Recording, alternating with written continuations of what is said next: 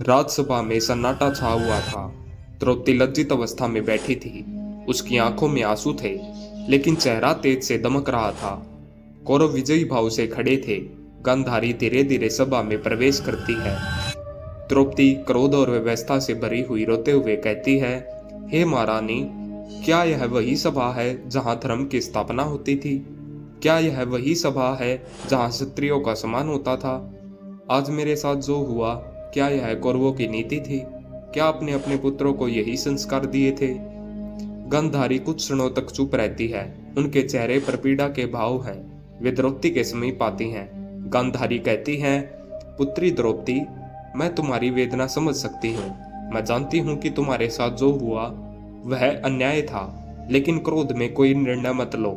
द्रौपदी आक्रोश और व्यवस्था से कांपती हुई कहती है, हे महारानी, जब एक क्षत्रिय के मान सम्मान को सरेआम तार किया जाता है, तब क्या उसे चुप रहना चाहिए?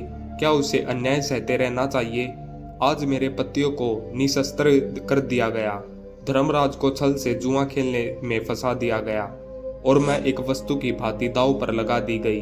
जब दुर्योधन ने मेरा अपमान किया, जब दुशासन ने मेरे वस्त्र हरण का प्रयास किया, तब वह सभा मौन क्यों थी? क्या यही धर्मराज्य है? गांधारी गहरी सांस लेती हैं। उनके नेत्र बंद हो जाते हैं।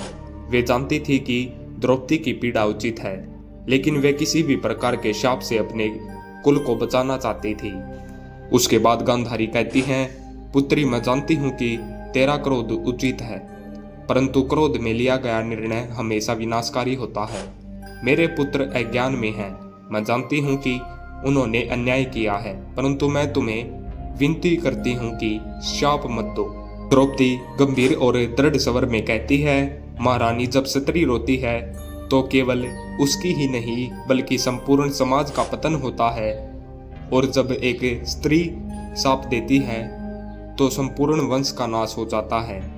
आज मैं शाप देती हूँ कि यह राजसभा जिसने मेरे अपमान पर मौन धारण किया, इसका पतन होगा। जो अन्याय है वे नष्ट होंगे।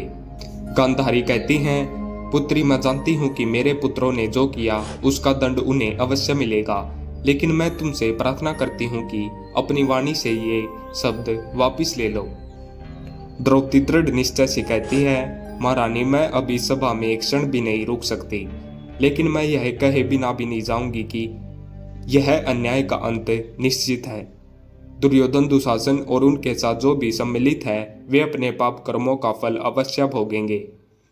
गांधारी मौन हो जाती है। उनके चेहरे पर पीड़ा और ग्लानि का भाव स्पष्ट झलक रहा है। द्रौपदी अपनी आंखों से आंसू पोंछती हुई सभा से बाहर निकल जाती है। राजसभा में एक अजीब सा सन्नाटा छा जाता है, जैसे विध्वंस की आहट सुनाई देती है। ऐसी ही वीडियोस देखने के लिए हमारे चैनल को सब्सक्राइब करें।